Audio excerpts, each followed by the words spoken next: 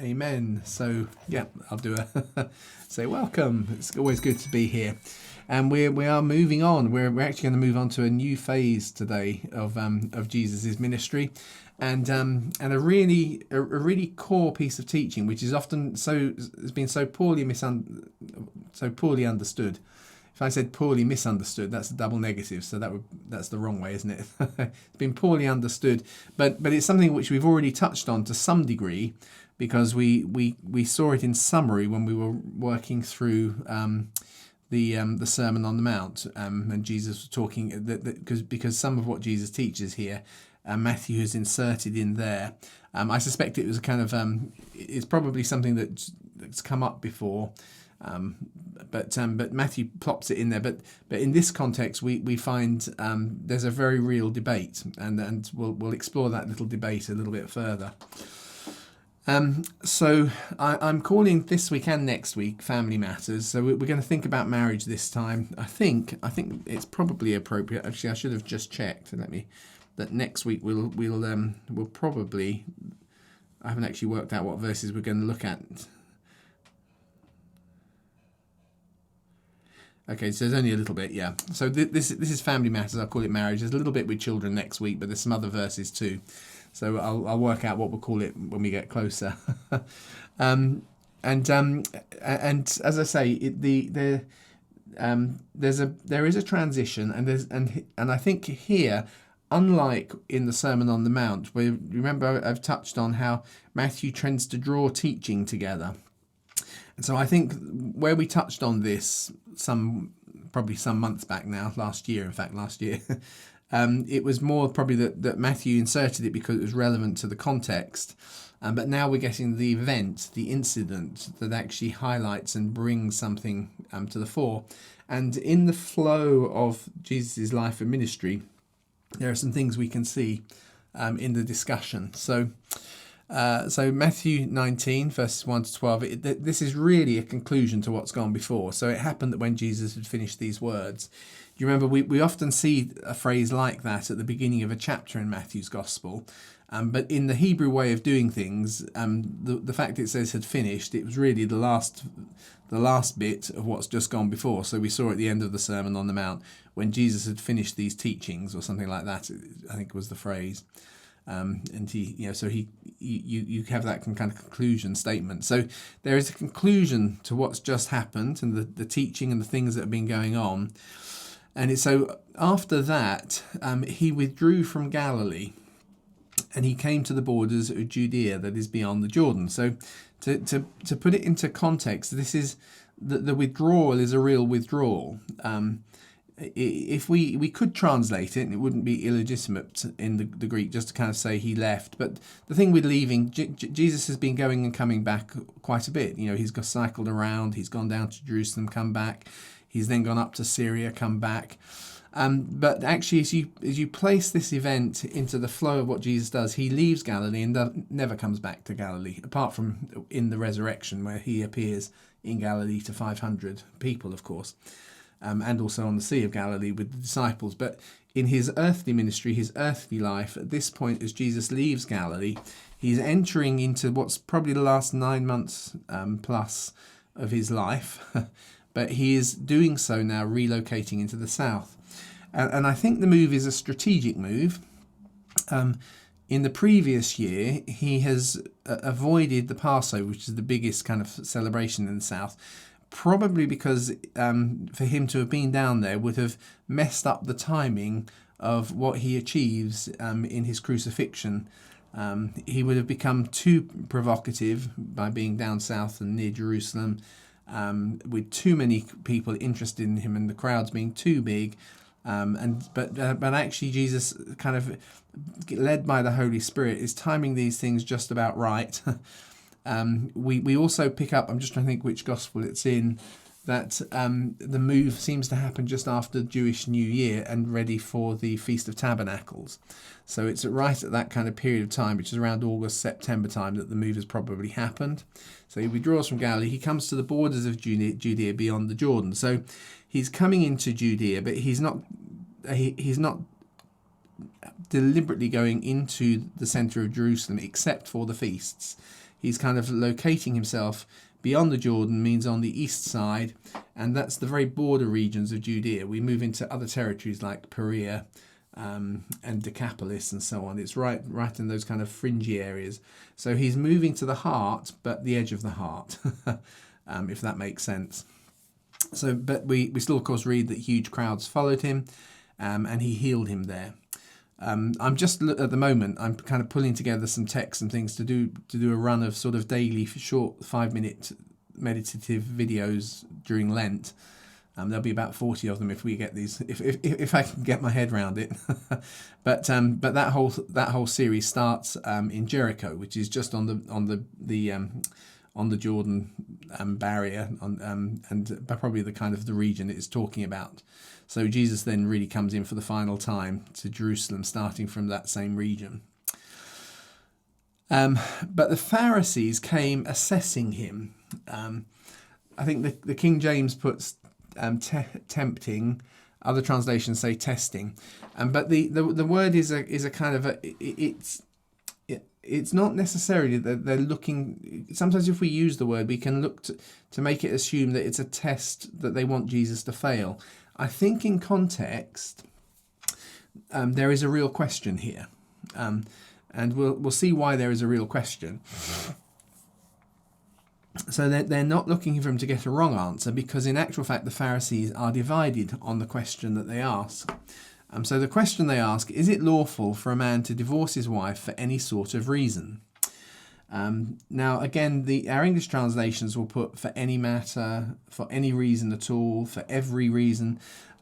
So just to explain the kind of context, as I said, this is a very real debate. It's been going on for a generation in Jesus' day, and there are two major camps of Pharisees. There are the Shammaites, and they are the majority around Jerusalem and Judea. As you move further afield, you find more Hillelites. So they follow a rabbi called Hillel. So there's Shammai and there's Hillel. And they have been divided on this issue, see, for a generation. Now, this is one of these little... I saw a little video clip recently with N.T. Wright.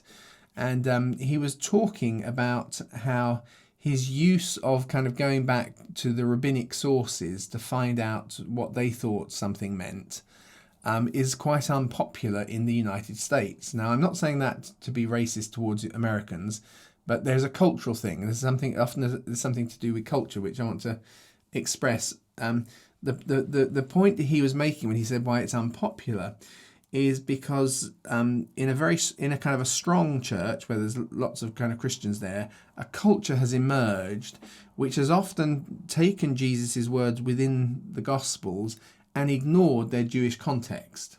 And as a result, they've come up with slightly different meanings for huge amounts of the things that Jesus says. Now, as someone more scholarly, N.T. Wright looks at the Jewish sources. Now, if you've been going through these sessions with me, you know that I actually quite enjoy it. I enjoy looking at what the rabbis write. Now, the logic very often of Bible teachers who don't like it is they say, well, the point was they didn't get it right when they saw Jesus, so we want to ignore everything that they've ever said, you see. But then you don't understand necessarily the context that Jesus is speaking in. And so here's a good example, because if we know the context, it gives us an illustration which actually changes quite fundamentally what Jesus means by what he says. And that's an important fact because it's going to touch on the issues of divorce and remarriage and how we deal with those in a gracious way.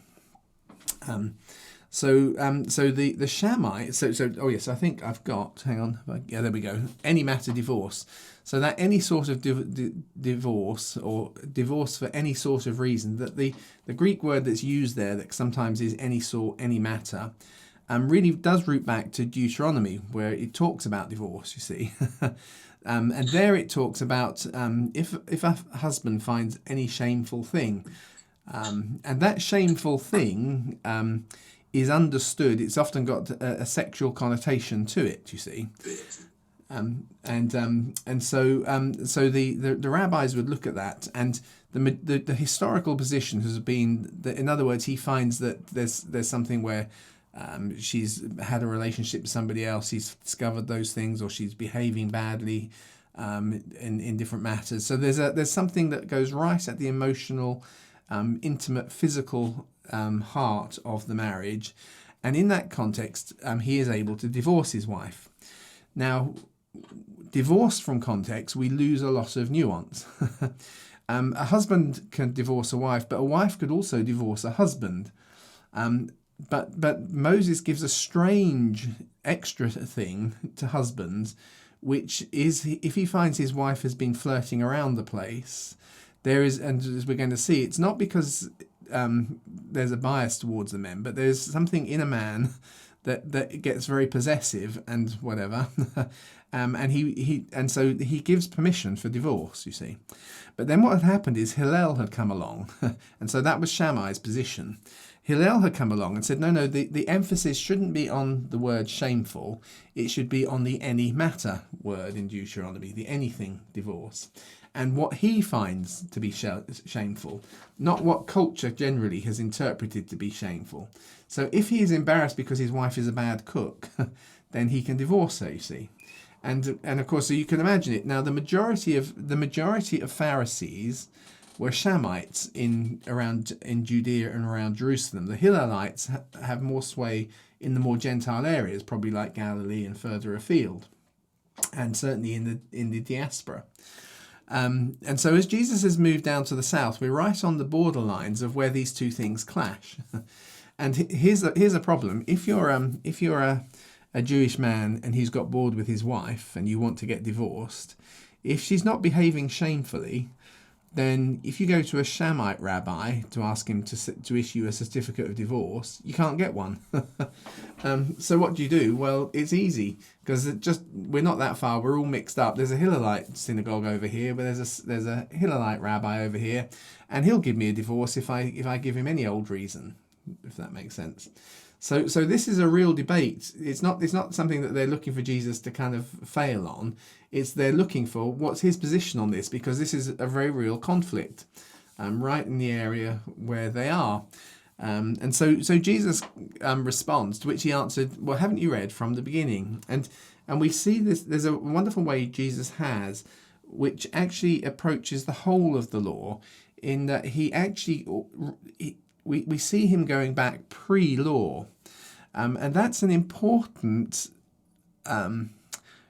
philosophical, emotional, I'm just trying to think what the right word is, distinction, because the Pharisees go back to the law and they anchor themselves with great sympathy. They want to have the law, whereas Jesus goes back to a time when the law didn't have to be there. The law had to come in because of the mess that people were in. And he is looking back and saying, what is it we should really be like? Even before the law was there, what was the law there to try and lead us towards? Rather than the law is the end in its own right. You see the difference in the two things. If you're a Pharisee, you go back to the giving of the law and you argue about when the law was first given, how the words went. If you're Jesus, you go right the way back to the beginning, and you're saying when the law came in, it was because we were sinful and making a mess of things, and therefore the law had to come in. So that actually, the way the law is shaped is given a context which expects that people are not good, which of course is the way he describes this one. He describes the problem with the laws on divorce. Now, it's very common in the modern world to look scornfully and say, oh, it seems men had a bias in being able to issue a divorce certificate. Actually, in Jewish culture, or in Hebrew culture, if you broke a covenant, either side could annul or get the thing divorced. Now, why is that the husband has to give a certificate to his wife? The wife doesn't have to give a certificate to the husband, but actually neither party had to give a certificate to anybody in the ancient world, but only men tended to have the power to actually exercise a divorce. So in the ancient world, as is true in the Islamic world, for instance, you know, where you've had cases coming to UK law because a husband sent a text 4 times to his wife telling her he divorces her, that's all that's required. So he said it 4 times via text, and now he's divorced under Sharia law. But that doesn't count in English law, and so you get these kind of conflicts coming up. The certificate was because obviously in an ancient world where it was harder for a woman to control property because of violence towards her and social, equal status, kind of no just system and society around them, then actually her status when she's divorced is quite dire. Because her husband says he's divorced her, but there's no proof other than the fact he doesn't like her, chucks her out.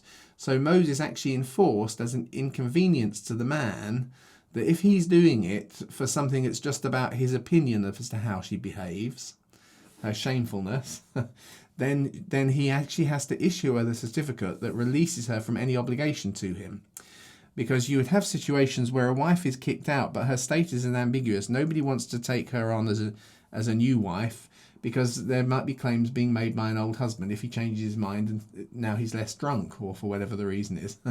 So the certificate of divorce is actually an incredible empowering thing for women. We have the kind of the form of them have been dug up archaeologically, and to the shock of the Church of England, as I say it this way, they actually allow a woman to remarry, you see. Because in the Church of England, obviously they didn't like that for a long time. So it turns out, because that's actually the point of the certificate, it allows the woman to remarry. That's why she gets it. So she has been divorced. I have divorced her. Therefore, she is free to remarry. Is the way it kind of goes. But anyway, we come back to the question. And he says, haven't you read that from the beginning the Creator made them male and female? So he made them the man and the woman. And he said, because of this, a man will leave father and mother and be joined to his wife, and the two will become one flesh. And as such, they are no longer two, but one flesh. So what God has joined together, no one should separate. And the emphasis here is that divorce should not be a trivial thing, but equally, because there is a legal gift to accommodate the brokenness of the world we live in, if you kind of put those things all together. So the world is broken, the world is a mess. There are husbands who, from the moment they get married, start to be abusive towards their wives. That actually, in the Old Testament covenantal terms, actually allowed a wife to divorce her husband. Because the terms actually of marriage in the Old Testament, which we actually get from books where biblically we can find them in the books where God presents himself as a marriage covenant, there are three elements to it, one of which is kind of the love and care side. So someone a kind of a really unpleasantly aggressive does give grounds of divorce for a wife to get away from a violent husband. Now, there are all sorts of issues of proving that and so on and so forth, but they are arguable on both sides, because either party could. But the slightly more emotive side, which jealous men might feel, is I can't stay married because I'm not sure whether she's really faithful or not. But actually, if you're doing it that way, you definitely have to provide a certificate of divorce to make it very unambiguous that it's all happened, and so on and so forth. So man shouldn't separate it, but it's not an absolutist thing. There is place and condition, but Jesus is effectively siding with Shammai on this occasion. Now, if we go back to the Sermon on the Mount, there was an occasion where effectively Jesus sided with Hillel, because Hillel, as a rabbi in the generation before Jesus, had formulated a version of the golden rule, but in the negative. So Jesus took what Shammai had done and turned it more extreme into the positive. So Shammai had said you shouldn't do to other people what you wouldn't want done to yourself.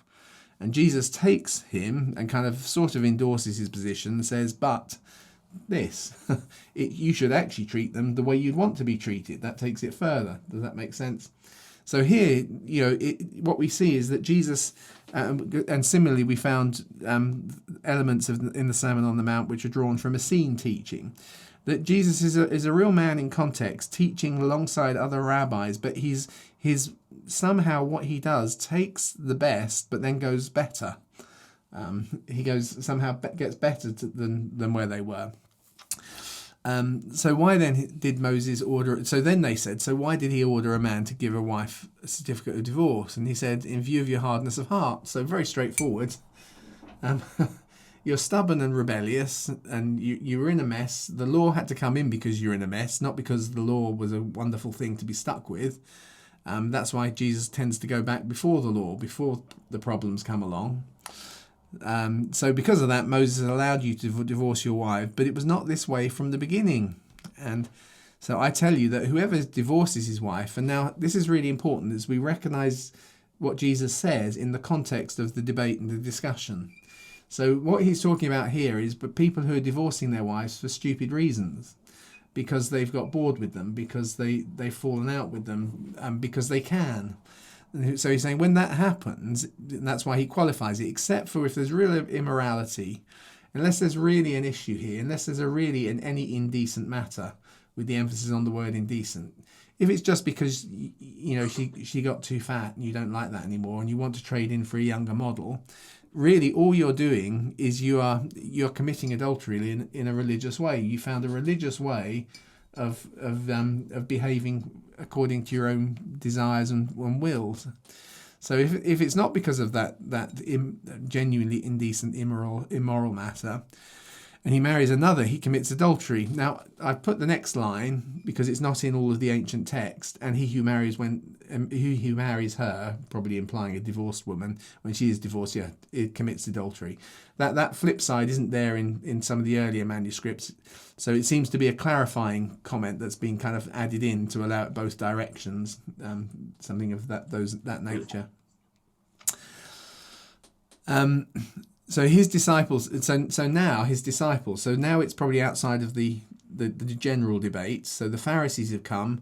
They want to find out how Jesus sits in this matter, because you've got both types there. But actually, we're heading towards the Shammite strongholds around Jerusalem. Jesus has given an answer. He's kind of said, "Yep, Shammai is correct in saying it should be to do with sexual immorality, not just because of whatever."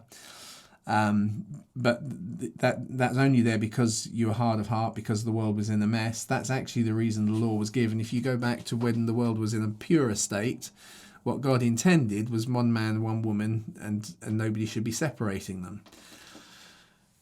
So in this context, his disciples now say to Jesus, and I always find this really fascinating. So if that's the case between a man and his wife, it's better not to marry.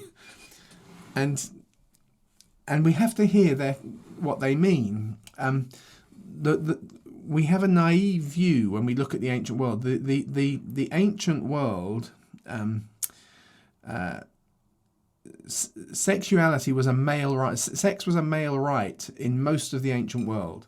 It's in the Semitic. So both actually probably to some degree with the Samaritans, but very clearly in Jewish culture now.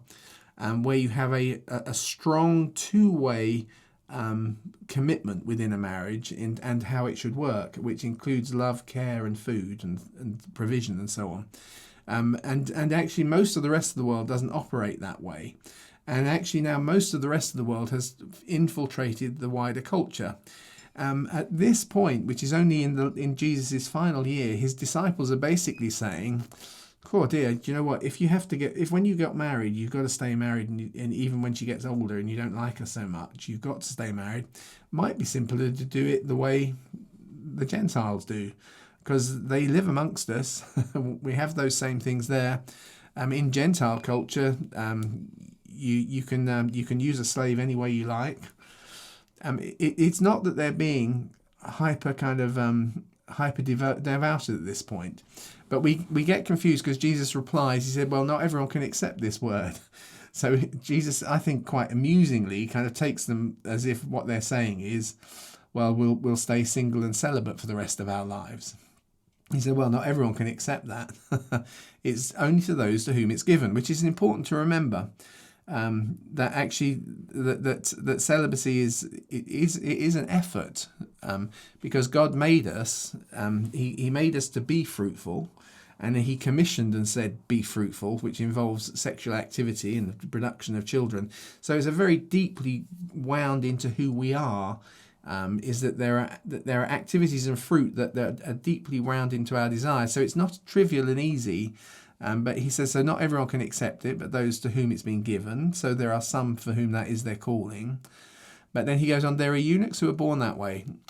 This is the last verse we're going to look at. And I want to pick up on the word eunuch because it's difficult to translate it into English. in one sense you can say no, it's not, but in terms of its context when Jesus is speaking it, because it in one sense you'd need to translate it differently each time the word is used, because it probably kind of so the word eunuch actually means someone who guards the bedroom chamber. So it's actually it's a role that you give to a servant.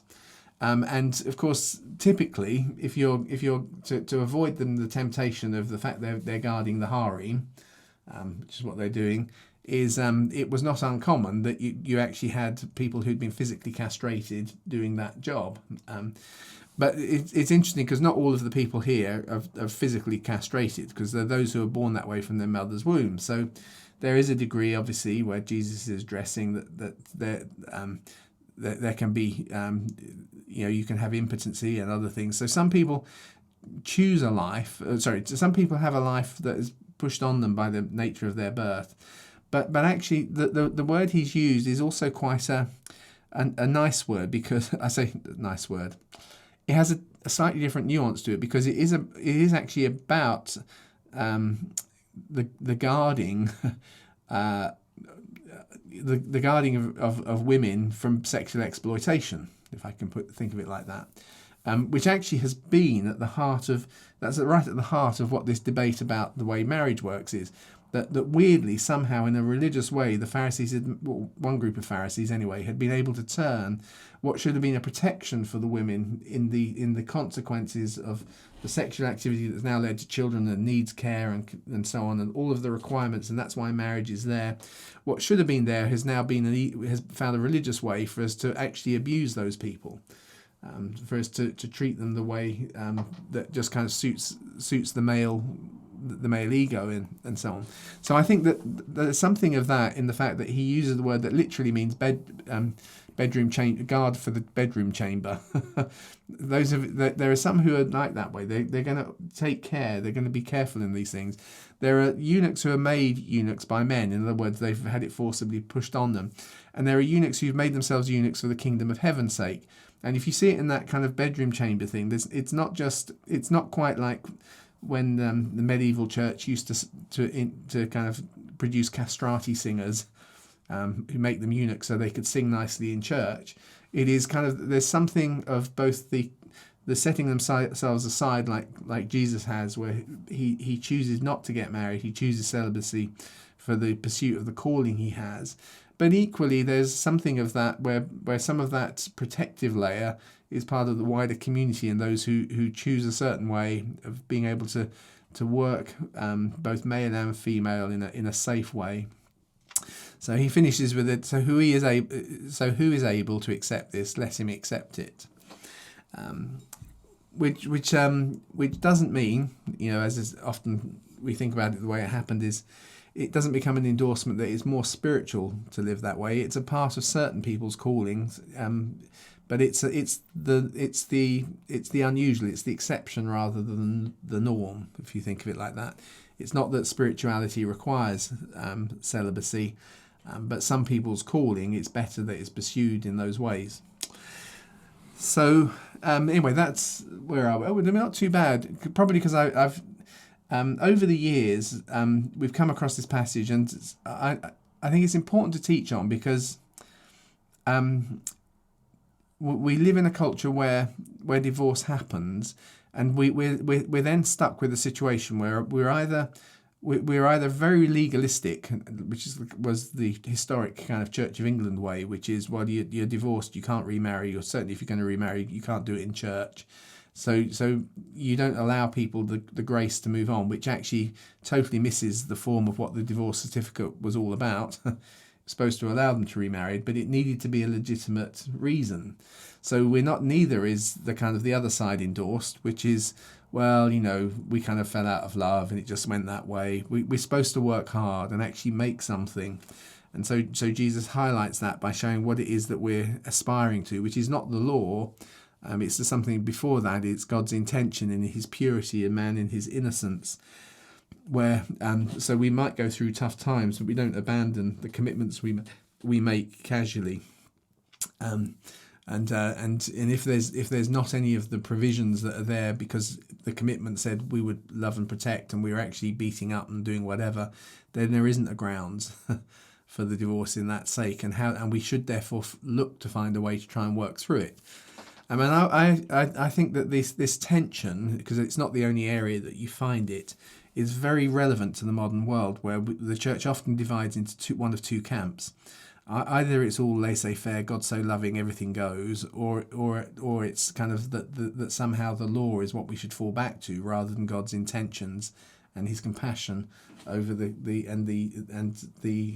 desire for people to actually build something that reflects His glory together, and looking at the positive. So those are thoughts on what are, for some folks, are controversial passages. Because we do need to kind of go back and understand the Jewish context and the debate to really get a sense of what Jesus is saying. But does anyone want to ask any questions or make any observations at this point? Hi, Chris. Hi there, Joseph. I just got this from, what you said about verse 9, that the last portion there, and whoever marries her Yeah. who is divorced commits adultery. Yeah. You said that was not, that so was added there. It's not. It's to do with if you look at the if you look at ancient texts, you have occasionally like little bits that are missing. So, for instance, there's the line in John's Gospel where it says, talks about an angel just stirring up the water, only appears in a couple of manuscripts and not in others. And so some translations include them and others don't, you see. And that little line is like that. So it's in some, not in others. And so I put it in, I included it, but I put it in brackets so that just to kind of highlight that occasionally you might read a translation, it's just not there at all. And that's the reason. Okay. Thank you. Yeah. And you know, part of the thing is I've always taken that's always been part of Christian scholarship is we know that it doesn't hugely affect that, but there are sometimes in the ancient manuscripts there are small changes that, and the good thing about that, you see, I think it's a good thing, is that we don't kind of see the Bible as a magic book. We see it as a God-inspired book that is useful for correction and teaching and encouragement. You know, so that and actually I think that part of the way in which the Lord has drawn it together with real human scribes and so on, which leaves these little fingerprints on us to remind us that it's that if you like, the written word is always to push us towards the you know, God's divine word, which is Jesus. So we don't get too locked up on the fact that sometimes a bit's missing here or there. We can reconstruct it and we can debate it, and that's part of what's good. Yeah, that's yeah. Thank you. Any other thoughts or questions? So if say if someone does get married to someone who's divorced and it's not, and the person got divorced not for the reason that you said, yeah, but there were just problems over a period of time. It may not have been violence, might not have been immorality, but what is the position of that couple? How do you integrate that couple in the church or whatever? Yeah, so I think the thing is, yeah, we also recognise that we live in a place of grace. There is a kind of a provision. It's difficult because you can't pull a kind of a simple verse that says it in one sentence, but you can see a couple of occasions where if you like what grace does is it takes so a good example it might be, so for instance, the Ethiopian eunuch. So here you go, coming to another eunuch. So the passage that the Ethiopian eunuch is actually reading actually deliberately excludes eunuchs from the kingdom of God if you read the wider context. So there is a kind of, and so when Philip is there and he says, who's he talking about? And they're talking about the Messiah. There is a kind of an undercurrent here of what that passage, which includes that actually he shouldn't be, he's coming from Jerusalem, but there he's not fully included in the kingdom of God because of who he is. And at that point, there is kind of grace that allows him to be baptized, and he goes on. And we miss how shocking this is, because this is a moment that suddenly here is someone who should be excluded from that, who's not, and there's no excuse because he's reading a passage in Isaiah that if you look wider, you find that exclusion is there. But he is still now at this stage coming into a place of grace where he is entering fully into the kingdom of God. And so you get there are a few places like this. Those of you who did the book of Ruth with me earlier last week, we find this issue because Ruth is a Moabite, probably somewhere between 4 and 9 generations, but not after 10. She's come into the kingdom of God, but she was definitely excluded for 10 generations. And according to some rabbis, she was excluded forever. And yet her story brings in, and so there are these kind of places where the grace, mercy triumphs over justice, or the grace wins over, but that doesn't mean to say that somehow the law was totally irrelevant in what it was trying to do. But there is a kind of a triumph of the grace situation. And the reason I said about the wider context, which is often lost, is that what we know now of ancient cultures is written law were the exceptions to the kind of common law. So there is a wider sense of common law, and we often in the Bible we find that kind of common sense of law written into the ways that God speaks, where he refers to things that aren't in the Deuteronomy text but are assumptions, and some of that is to do with the commitments made in the covenant of marriage. So marriage is a covenant. So we know some of the things that went into the covenant. So divorce is always a possibility if that covenant commitment is broken.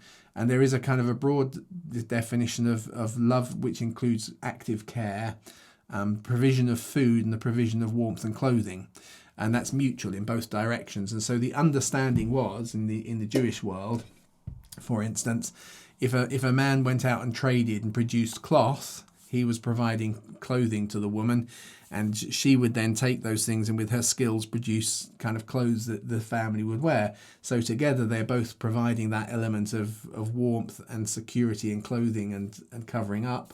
And in terms of food, the husband might go out and plough the fields and wheat comes up, and the woman would grind the corn and turn it into bread, you see. So they're together, they are working cooperatively to provide those things. And you can argue then, you see, for a divorce on the breakdown of provision of those things. Unusually, the thing that the reason why Moses then allows that sense of indecency is because he recognizes, or Scripture recognizes the importance of that on the male side, which might be hard to define.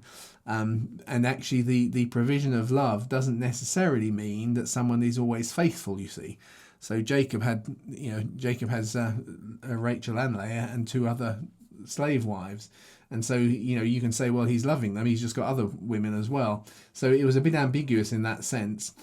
And so it was more of a clarification within that, okay, there's a slightly more ambiguous area around here, and we are allowing a husband to take an initiative on this, but he still has to issue her a divorce certificate.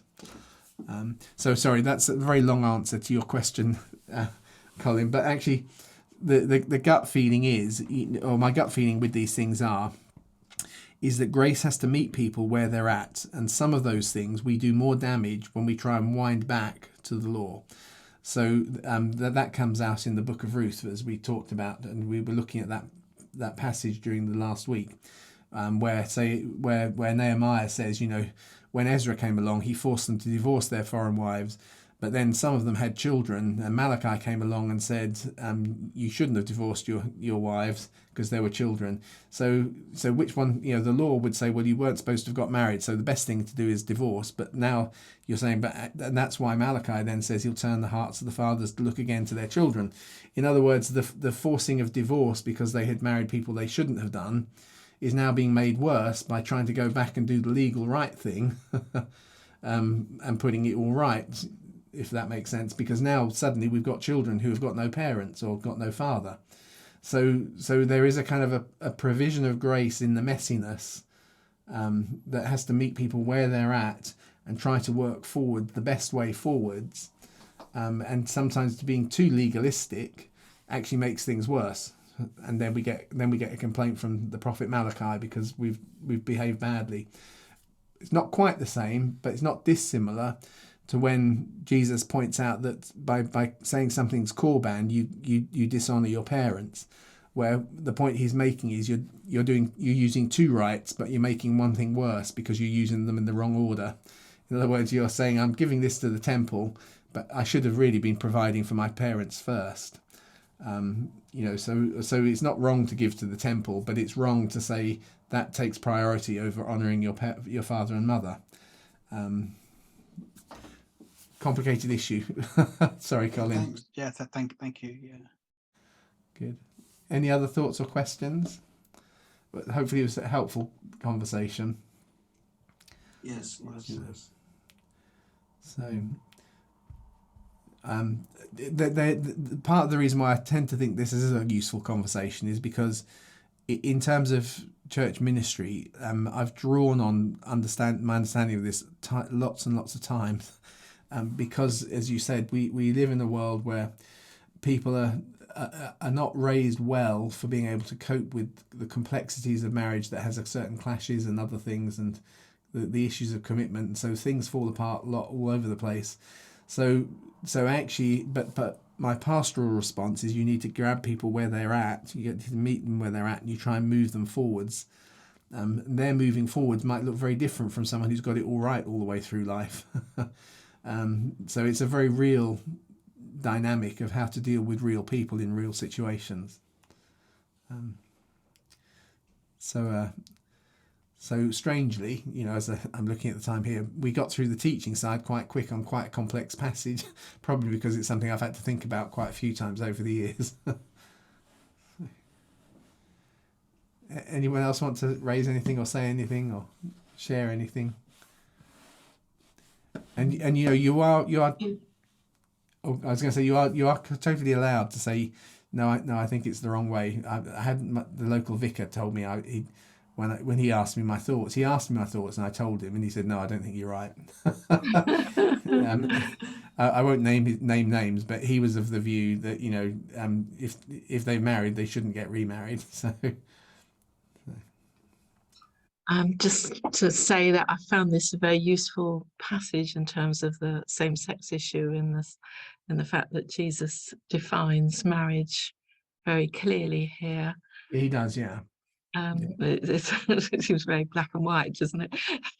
One man and one woman, and leaving father and mother, not two fathers or two mothers. Yeah, that's true. Yeah, and I think the fact that the very next little bit is about children is to understand that marriage is there for the production of children, and so that bit when we got to the end, they're eunuchs from birth.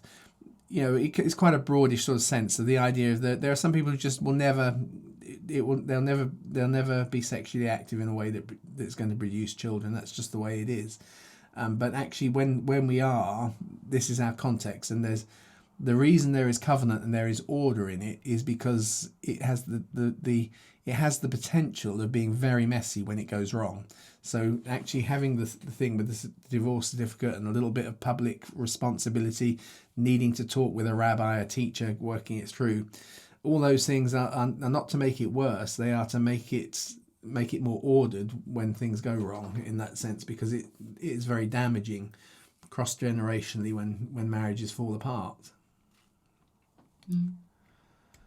So, but we recognise with the grace that we need to operate into the world we live in, and I should have said, really, I think that's evident in the fact that this hasn't been such a pressing issue that Jesus' disciples, who've now been with him for nearly 3 years, aren't right on top of it, and they know the answer already. They're kind of still asking the questions of, well, supposing we did it a different way. Instead of getting married, we just kind of stayed as bachelors for the rest of our lives, and you never know what might happen. The ancient world did facilitate that. It expected it because people had to migrate and didn't necessarily have the stability to be able to produce families.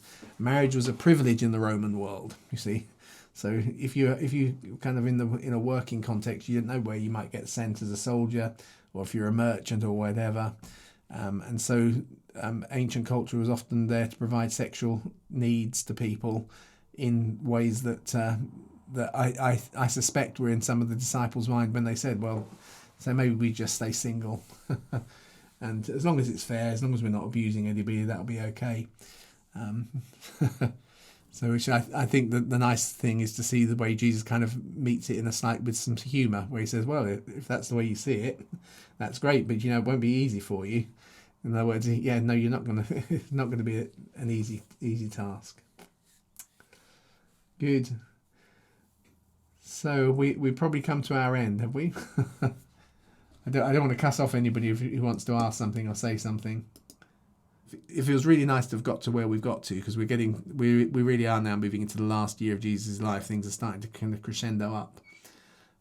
It's and some of you have been there since almost day one, or probably from day one. I'm looking at you, Colin, here, and probably Barbara, you've been pretty much as well, haven't you? No, I only joined. I don't know. Yeah, I wasn't here from day one. I didn't You join weren't from right, day one. not right at the start. No. Neil and Joe, were you around at the beginning? I think so. We were there at the beginning, Matthew. Yes, I think we were. Yeah. Yeah, well, at least. So I have to send you a special award when we get to the end. We'll get a badge, do we? get a medal. I made it all the way through. Is it possible to get recordings of the earlier ones? I tried they're to all find there. them, but I couldn't Okay. find them when I looked. So if you look at, have you tried the playlist? There's a playlist for Matthew. Where do I find that? So if you go to YouTube /Jesus Centered, and then when it pops up, you'll see across the top it says videos, and then there's a little tab that says playlists. If you click on playlists, and you'll find one that says Light Lunch, Walking Through Matthew, or Walking Through Matthew. If you open that, it should have them all there, right the way back. In the very first earliest ones we did, they were just recordings from that were produced by Zoom. So the first 5 or 6, and then I realized you got better quality if I recorded it locally as well as by doing it on Zoom. So they're there, so you can at least get the start. So hopefully you can find that, Barbara. That's it. Brilliant. Okay, excellent. So, Good. thank you. Good. Well, I will stop the recording.